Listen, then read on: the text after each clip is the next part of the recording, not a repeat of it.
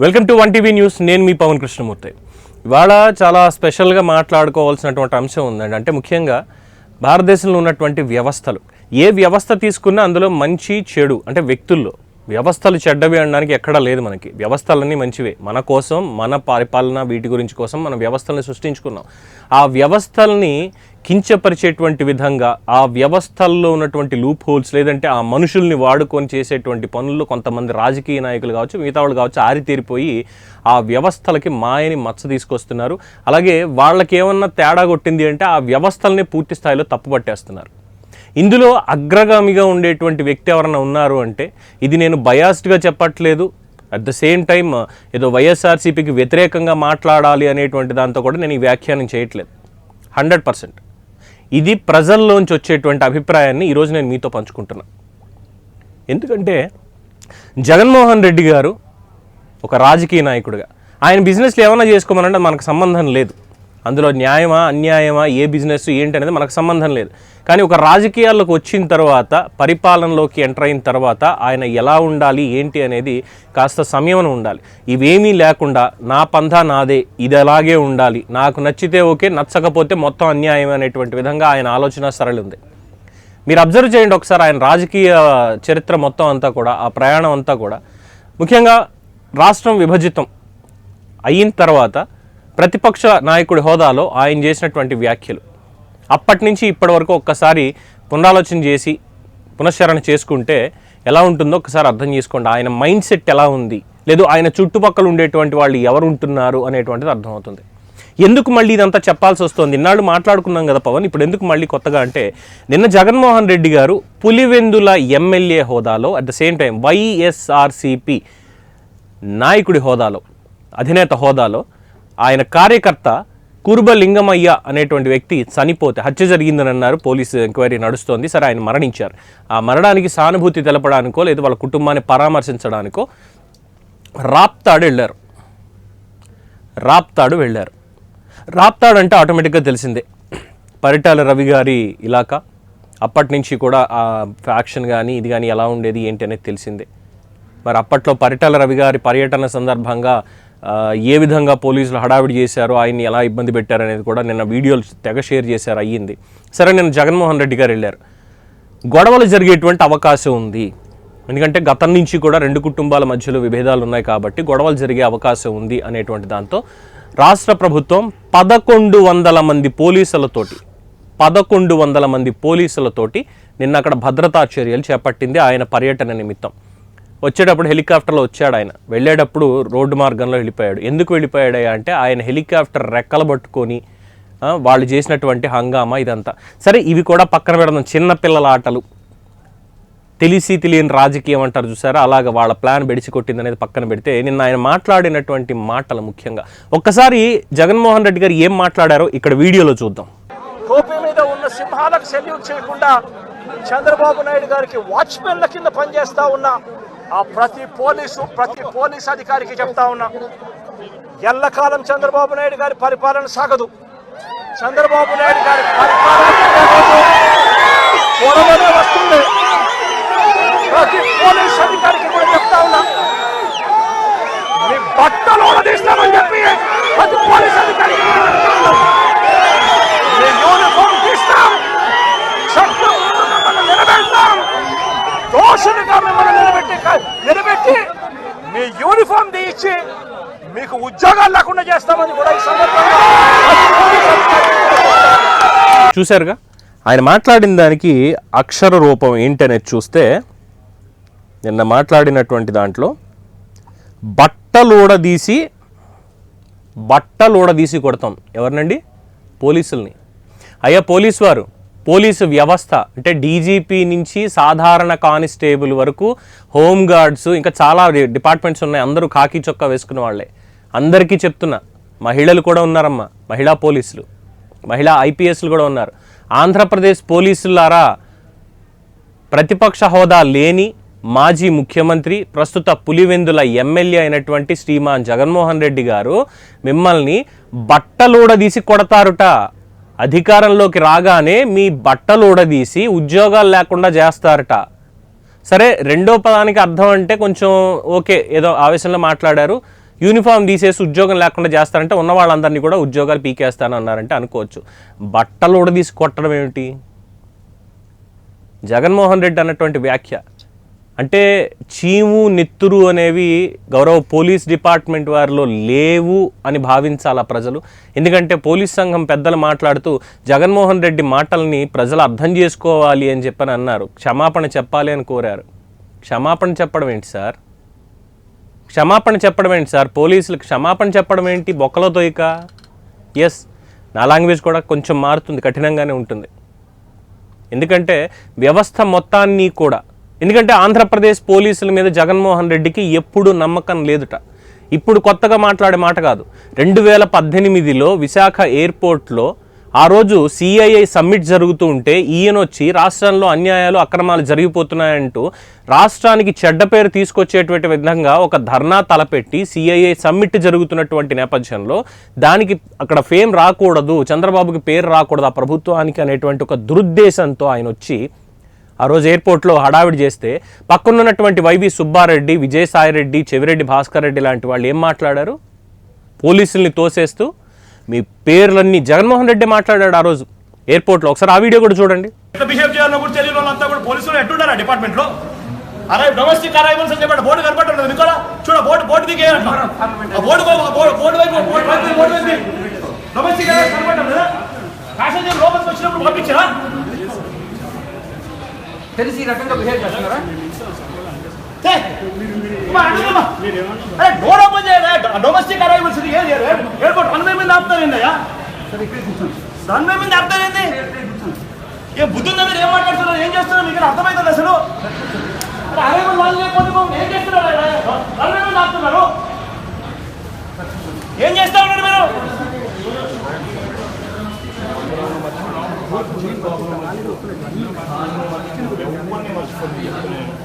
రెండే రెండు సంవత్సరాలు నేను చెప్తున్నాను, ఎవరిని మర్చిపోను. అసలు ఒక ప్యాసింజర్గా కూడా కనీసం డొమెస్టిక్ అరైవల్స్ లేదు పోనీయకుండా మీరు ఇక్కడ ఆపడం ఎందుకు ఆపుతున్నారు? ఏం చేయాలని ఆపుతున్నారు? ఎందుకు ఆపుతున్నారు? లోపలికి అలౌ చేయండి.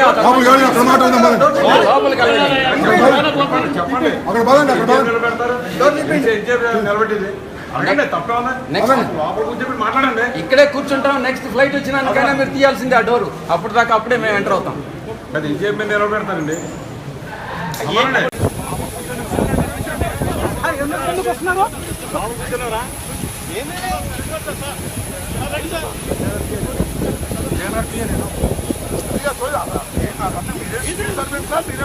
చంద్రబాబు నాయుడు పట్టుకోతున్నారు, నాకు అర్థం కాదు.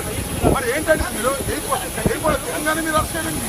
మీరు మమ్మల్ని చూడండి. ఏంటి పోలీస్ యాక్ట్ ఉంది? ఇప్పుడున్న పోలీస్ యాక్ట్, ఇప్పుడున్న పోలీస్ యాక్ట్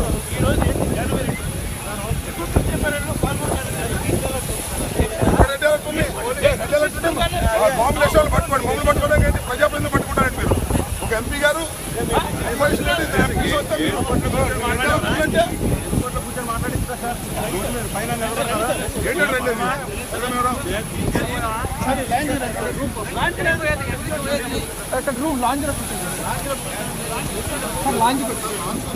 ఎవరితో మాట్లాడుతున్నావో తెలుసా?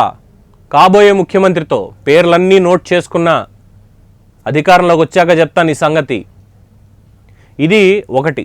ఇక రెండో ఇన్సిడెంట్ సేమ్ విశాఖపట్నం ఎయిర్పోర్ట్లో. కోడికత్తి.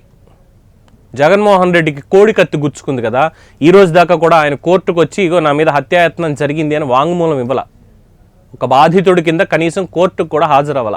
అప్పుడు కూడా ఇమీడియట్గా పోలీసులు అక్కడ కేసు టేకప్ చేసి ఎంక్వైరీ చేద్దాం ఇది అంటే మాకు ఏపీ పోలీసుల మీద నమ్మకం లేదంటే, సరే ఎయిర్పోర్ట్స్ అథారిటీ అది నేషనల్ ఏజెన్సీ ఉంటుంది కాబట్టి, ఎన్ఐఏ వాళ్ళు ఉంటారు కాబట్టి ఎన్ఐఏ పోలీసులతోటి ఎంక్వైరీ చేయించారు.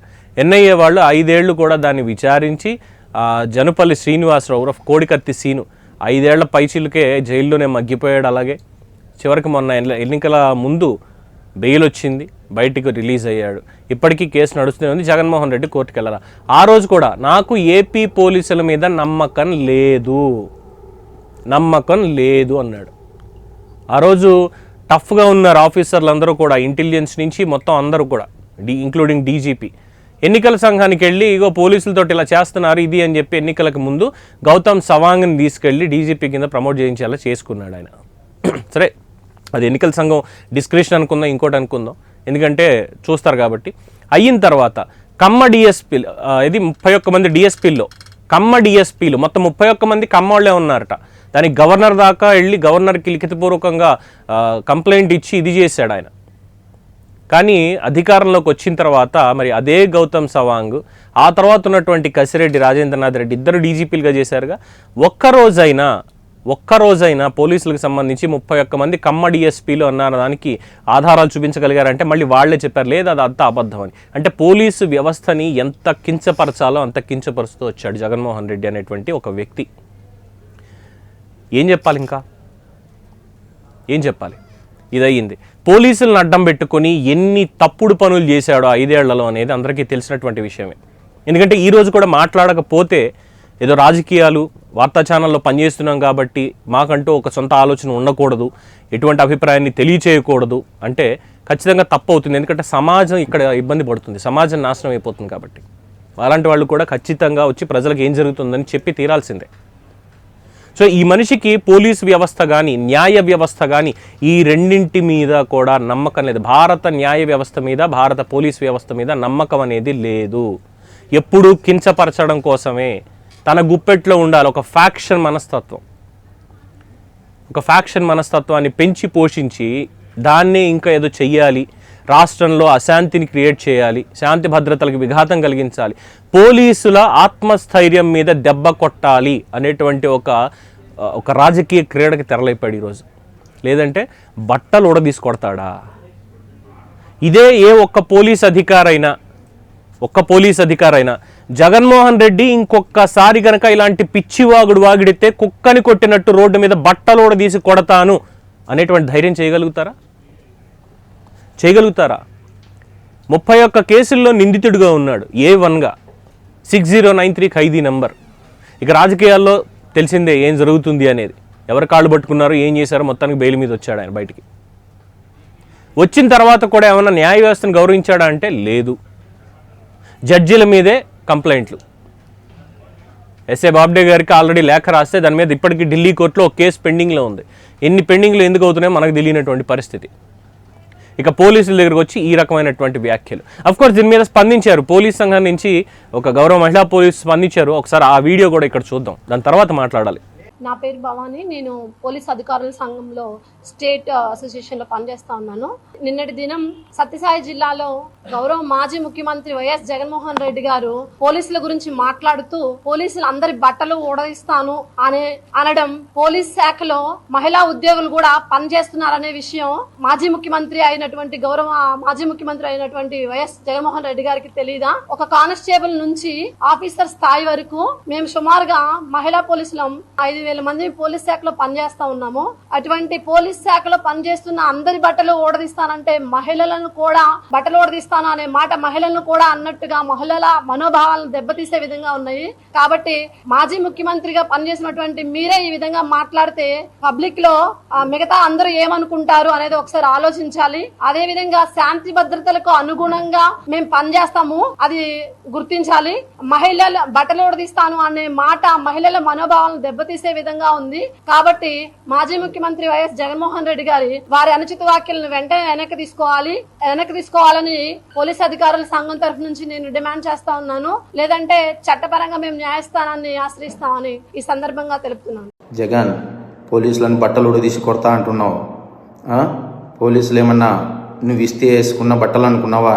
కష్టపడి చదివి రన్నింగ్ రేసుల్లో ఎగ్జామ్స్లో పాస్ అయి ఎన్నో వేల మంది పోటీ పరీక్షల్లో నెగ్గి వేసుకున్న యూనిఫామ్ ఇది. నువ్వెవడో వచ్చి ఉడదీస్తా అంటే ఉడదీయడానికి ఇదేమి అరటి తొక్క కాదు. మేము నిజాయితీగానే ప్రజల పక్షాన్ని నిలబడతాం, నిజాయితీగానే ఉద్యోగం చేస్తాం, నిజాయితీగానే చస్తాం, అంతే తప్ప అడ్డమైన దారులు తొక్కం. జాగ్రత్తగా మాట్లాడు. చూసారుగా, ఇక హోంమంత్రి అనిత గారు కూడా ఇది మాట్లాడారు, దాన్ని కూడా ఒకసారి చూద్దాం. నిజంగానే అనిపించింది, ఒక పోలీస్ కాకి చొక్కా ఒంటి మీదకి రావాలంటే ఏదో బయటికి వెళ్ళి సిఎంఆర్ లోనో లేకపోతే ఎక్కడో లెక్కీ షాపింగ్ మాల్కో లేకపోతే ఇంకో షాపింగ్ మాల్కి వెళ్ళి కొని తెచ్చుకున్నంత ఈజీ కాదు కాకి బట్ట చొక్కా మీద పడ్డం అంటే. ఆ కాకి చొక్కా పోలీస్ కానిస్టేబుల్ దగ్గర నుంచి ఐపీఎస్ వరకు కాకి చొక్కా ఒంటి మీద పడాలంటే ఎగ్జామ్స్ రాసుకొని రన్నింగ్లు పాస్ అయ్యి వాళ్ళు బాడీ ఫిజికల్ ఫిట్నెస్కి వాళ్ళు పాస్ అయ్యి అదేవిధంగా ఇంటర్వ్యూలకి అటెండ్ అయ్యి కఠోరమైన శ్రమ చేస్తే తప్ప ఆ పోలీస్ చొక్కా ఒంటి మీదకి రాదు, ఆ కాకి చొక్కా ఒంటి మీదకి రాదు. అటువంటి కాకి చొక్కా నేను ఓడదీస్తాడట. అది కూడా ఒక ఎక్స్ సీఎం మాట్లాడే భాష ఏమిటో నాకు ఒక అర్థం కావట్లేదు. అందులో ఆడవాళ్ళు ఉన్నారు. అనంతపురం ఎస్పీ ఒక లేడీ, అనంతపురం డిఐజీ ఒక లేడీ, అక్కడ చాలా మంది లేడీ పోలీస్ కానిస్టేబుల్స్ ఉన్నారు, లేడీ ఎస్ఐస్ ఉన్నారు. అలాంటి వాళ్ళ గురించి బట్టలు ఉడదీస్తాం అలాగే ఇలాగా మాట్లాడుతూ ఉంటే సిగ్గనిపించట్లేదా? సంస్కారమేనా అది? కనీసం ఒక సంస్కారంతో కూడిన మాట ఒక ఎక్స్ సీఎం గా మాట్లాడాలి అన్న ఇంగిత జ్ఞానం లేకుండా ఎక్కడికి వచ్చి మాట్లాడుతున్నాడు? ఇది ఒక విక్టిమ్ హౌస్ దగ్గరకు వచ్చి మాట్లాడే పరిస్థితులు చూసారుగా. అంటే నాకు ఇక్కడ పోలీసు వారిని ఒకటి అడగాలని ఉంది. సోషల్ మీడియాలో పోస్ట్ పెట్టారు అని రంగనాయకమ్మ గారిని కావచ్చు, సీనియర్ జర్నలిస్ట్ అంకబాబు గారిని కావచ్చు, వాళ్ళు ఏ విధంగా వెళ్ళి అరెస్ట్ చేశారనేది తెలిసిందే. వాళ్ళు ఏం పెట్టింది లేదు ప్రభుత్వంలో, ఇగో ఇలా తప్పు జరుగుతుందని ఎవరో ఏదో అన్నారు అన్నది షేర్ చేశారు అంతే వాట్సాప్ గ్రూపుల్లో. వాళ్ళని తీసుకెళ్లి రిమాండ్కి తరలించేయడాలు ఇదంతా అయిపోయింది.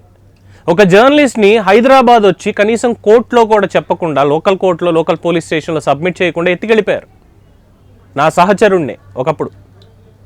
ఇటువంటి అన్యాయాలు ఇవన్నీ చేయించాడు జగన్మోహన్ రెడ్డి దగ్గర నుండి. ఒక ముఖ్యమంత్రిగా ఎటువంటి పనులు చెయ్యకూడదో అన్ని పనులు ఆయన చేయించాడు. పైగా ఇప్పుడు ఏంటి, అది చిన్నపిల్లాడిలాగా నాకు ప్రతిపక్ష హోదా ఇస్తే అసెంబ్లీకి వస్తా, లేదంటే నేను రాను, నా ఎమ్మెల్యేలు ఎవరు రారు, మీరు అసలు అవసరమే లేదయ్యా అని చెప్పి 151 నుంచి కొడితే 11కి దిగిపడ్డారు.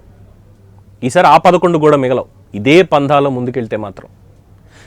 నాకు ఇప్పటికీ నేను మళ్ళీ చెప్తున్నా, గౌరవ పోలీస్ శాఖ వారిని, గౌరవ డీజీపీ గారిని, ఐపీఎస్ సంఘం వారిని, ప్రతి ఒక్కళ్ళని నేను అడుగుతున్నా, మీరు అంటే ఒక పోలీస్ కానిస్టేబుల్ ఒక ఆయన కూడా సంఘం నుంచి మాట్లాడుతూ అన్నాడు ఏంటంటే, ఏం జగన్మోహన్ రెడ్డి ఈ బట్టలు నువ్వు కొనిచ్చావా, నువ్వు ఇప్పుతానంటే ఇప్పించుకోవడానికి?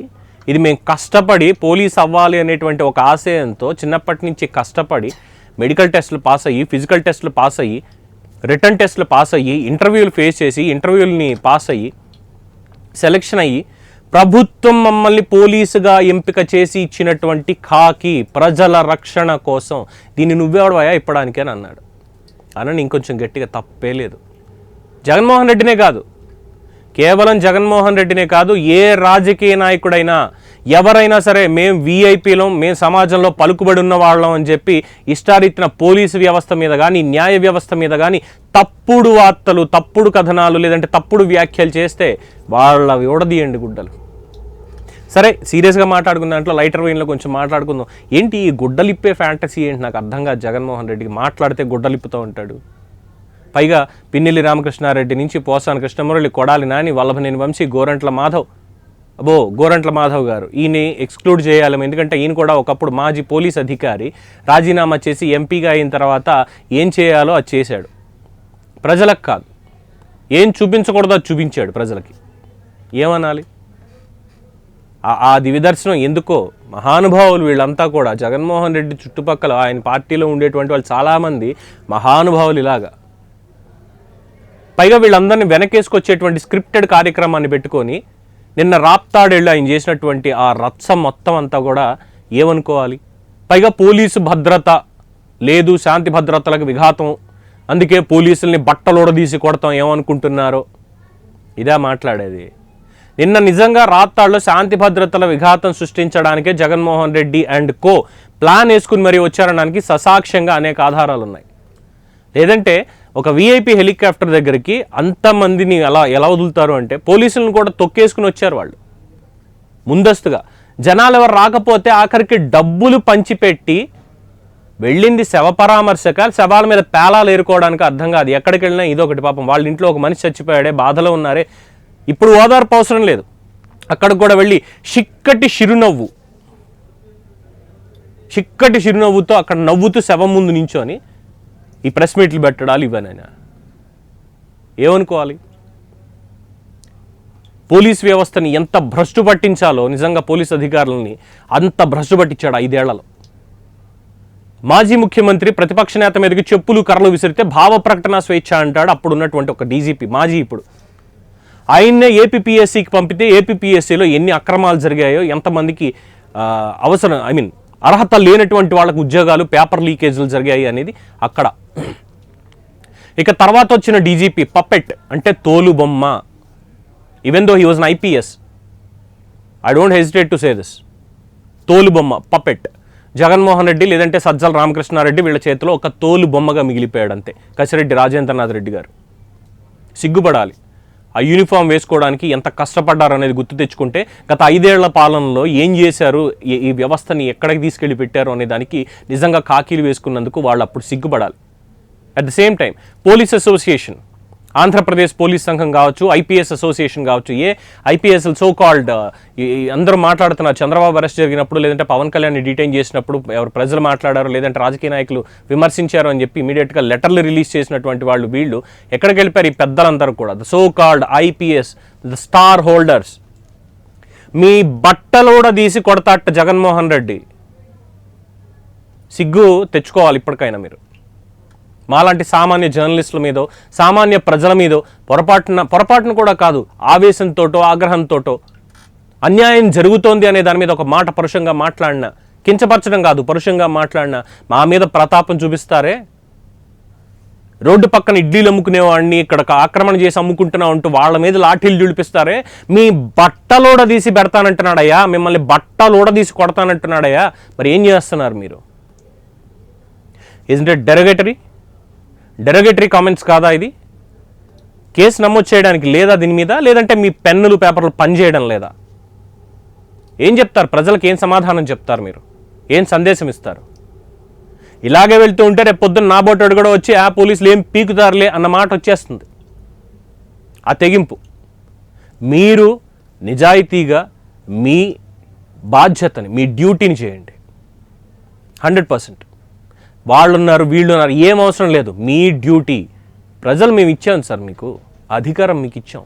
మమ్మల్ని దండించేటువంటి తప్పు చేస్తే దండించే అధికారం గురువు తర్వాత మీకు మాత్రమే ఉంది, సమాజంలో ఇంకెవరికీ లేదు. మీకు ఇచ్చిన లాఠీ దానికే.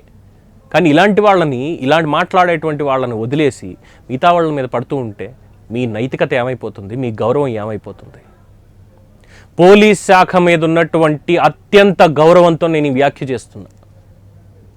లేదు పవన్, దీంట్లో కూడా మేము తప్పులే పడతాం, రేపు పొద్దున నీ మీద కూడా కేసు పెడతామంటారా? నేను సిద్ధం, నాకేం పర్వాలేదు. కానీ ఆలోచన మీకు రావాలి. మన గురించి, మన గౌరవం గురించి మాట్లాడుతున్నాడు సామాన్య పౌరుడు వచ్చి మన గురించి మాట్లాడుతున్నాడు అనేటువంటి ఆలోచన మీకు రావాలి. ఇలా జగన్మోహన్ రెడ్డి ఇలాంటి వాళ్ళు మా బట్టలు ఊడి తీసుకొడతాము, ఇంకోటి చేస్తాము, ఇలాంటి వ్యాఖ్యలు చేసే వాళ్ళని తీసుకెళ్ళి ఏ జైల్లో పడేస్తారో పడేసేయండి. సో న్యాయ వ్యవస్థ కానీ పోలీసు వ్యవస్థ కానీ ఈ రెండు లేకపోతే సమాజం ఏమైపోతుంది? అలాంటి వ్యవస్థలనే కూకట్టి వేళ్లతో పెకిలించేటువంటి కార్యక్రమాన్ని చేసేటువంటి ఈ రాజకీయ నాయకులు, ఇలాంటి వాళ్ళని మరి మీరేం చేయాలి? అధికారం మీ చేతిలో పెట్టుకుని మీ విజ్ఞతగా వదిలేస్తున్నాను. ఇది 1TV స్పెషల్ డ్రైవ్. చూస్తూనే ఉండండి 1TV న్యూస్, ప్రతిక్షణం ప్రజల పక్షం.